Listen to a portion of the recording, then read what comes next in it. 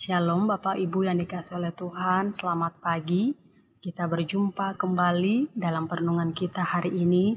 Mari bersama-sama sebelum kita merenungkan firman-Nya, kita berdoa kepada Tuhan. Ya Tuhan, terima kasih buat waktu ini kami kembali datang untuk merenungkan firman-Mu.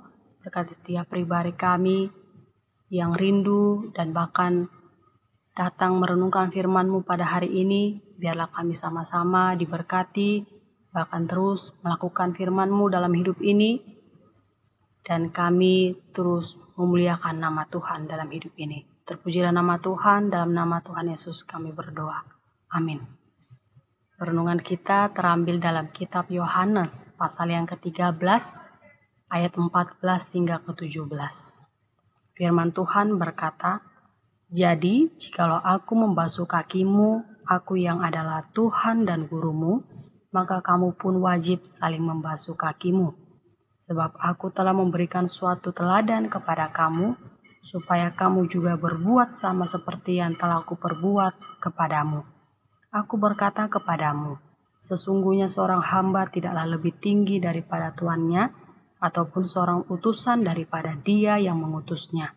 Jikalau kamu tahu semua ini, maka berbahagialah kamu jika kamu melakukannya." Demikianlah firman Tuhan. LAI memberikan judul bagian perikop ini, Yesus membasuh kaki murid-muridnya, di mana saatnya Tuhan akan tiba dari dunia ini dan kembali kepada Bapanya. Dia selalu dan senantiasa terus mengasihi murid-muridnya. Tuhan menunjukkan contoh tindakan yang nyata ini dalam pembasuhan kaki kepada murid-muridnya. Mengapa Tuhan melakukan hal ini? Apa tujuan Tuhan untuk melakukan ini? Seperti di ayat yang 14 yang boleh kita baca. "Jadi jikalau aku membasuh kakimu, aku yang adalah Tuhan dan gurumu, maka kamu pun wajib saling membasuh kakimu."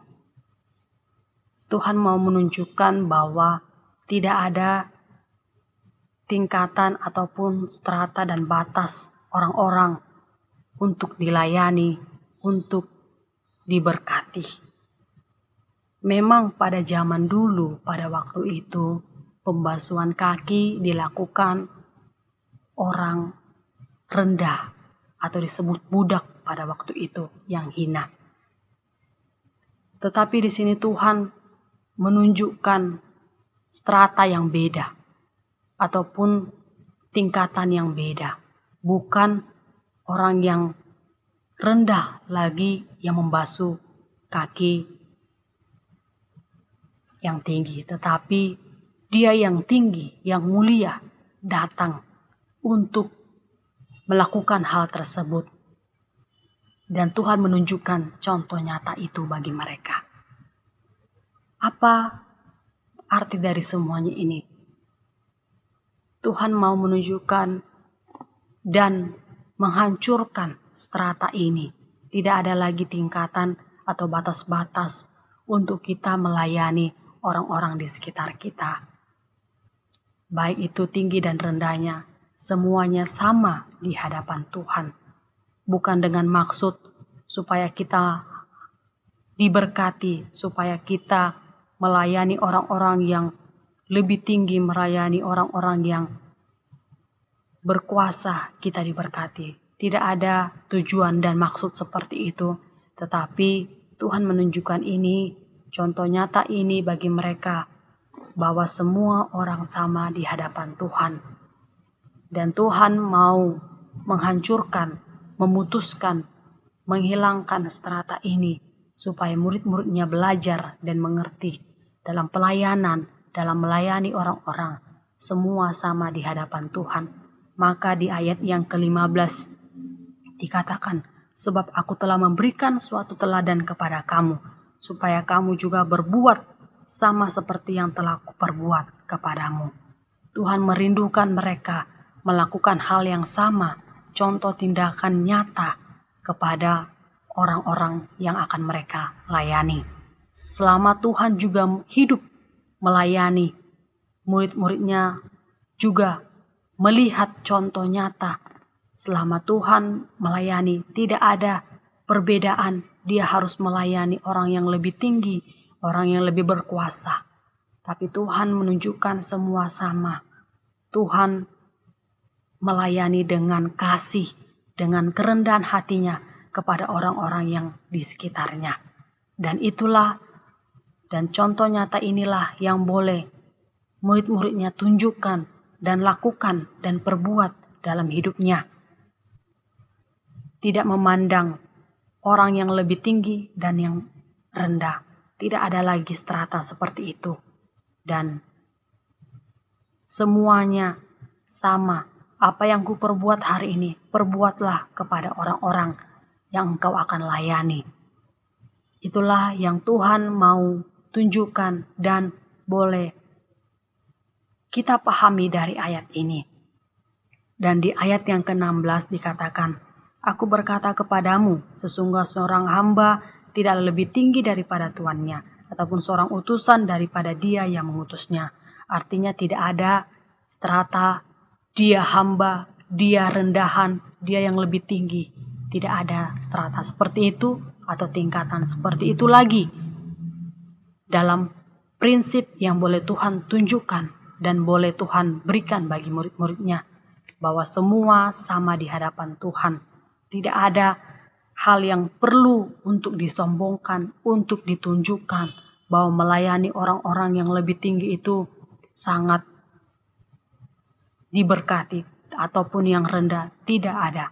Semua sama dengan kasih yang nyata yang boleh kita tunjukkan bagi orang-orang di sekitar kita. Itulah yang Tuhan boleh rindukan dan kita boleh lakukan dalam hidup ini. Karena Dia juga melakukan kasih yang nyata itu bagi kita semua dalam hidup ini. Dan di akhir ayat ini dikatakan, jikalau kita melakukannya, berbahagialah kita jika kita melakukan perintah ini, tugas ini di dalam hidup ini. Kita sama-sama mengerti bahwa pembasuhan kaki ini menjadi contoh pelayanan yang nyata yang Tuhan tunjukkan bagi murid-muridnya. Tuhan yang mulia yang datang bagi kita semua, datang untuk melayani orang-orang. Kita yang berdosa, Dia tidak memandang kita, Dia tidak memandang rupa kita. Tetapi Dia dengan kasih yang nyata, kasih yang begitu mulia, Dia tunjukkan dan Dia berikan untuk kita, bagi kita yang berdosa ini. Mari kita belajar dari firman ini dan menyadari kembali dalam pelayanan kita apa yang menjadi fokus utama kita dalam melayani, dalam kita boleh memberikan diri kita dalam pelayanan ini. Apakah kita melayani dengan memilih-milih orang untuk kita layani, atau kita melayani supaya kita terlihat hebat, terlihat pintar dan begitu berkuasa di dalamnya. Tuhan tidak memandang orang-orang seperti hal tersebut. Yang Dia inginkan kita anak-anaknya sama seperti Dia melakukan pelayanannya selama Dia hidup. Dia melayani dengan kasih yang nyata Dia tunjukkan bagi orang-orang yang memerlukannya. Hal inilah yang boleh kita pelajari dan kita boleh belajar mengerti dalam pelayanan apa yang Tuhan sudah tunjukkan bagi kita. Mari berbahagialah kita jika kita melakukannya. Itulah yang dirindukan Tuhan bagi murid-muridnya dan bagi kita semua dalam pelayanan kita, dalam melayani orang-orang di sekitar kita. Tidak memandang strata yang lebih tinggi, strata yang lebih berkuasa untuk kita layani, tetapi semua sama di hadapan Tuhan. Seperti hukum yang kedua yang Tuhan boleh berikan bagi kita, mengasihi sesama seperti diri kita sendiri. Artinya dengan kasih tersebut kita dengan benar-benar menunjukkan kasih yang nyata bagi orang-orang yang kita layani. Biarlah kita semua kembali mengingat contoh yang Tuhan berikan bagi kita selama Dia hidup. Dengan kasih yang nyata, Dia melayani kita yang berdosa ini. Mari kita sama-sama dengan pelayanan yang kita miliki saat ini. Mari dengan hati, dengan kasih, kita boleh melayani dan memuliakan Tuhan dalam hidup ini. Tuhan memberkati kita semua dalam perenungan ini. Mari kita berdoa. Tuhan, terima kasih kami kembali belajar dan mengingat akan kasih pelayanan Tuhan yang begitu nyata, yang boleh kami mengerti, yang boleh Tuhan tunjukkan selama Tuhan boleh melayani.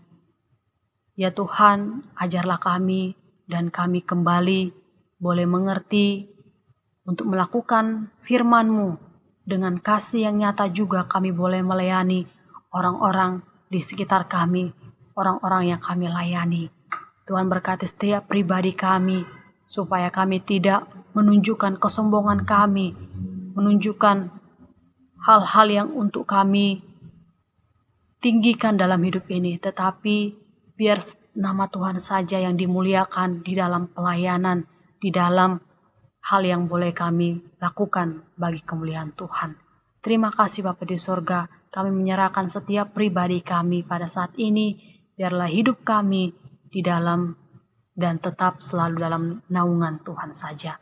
Terima kasih Bapa di sorga, kami berdoa dan menyerahkan hidup kami. Terpujilah nama Tuhan, dalam nama Tuhan Yesus kami bersyukur dan berdoa. Amin.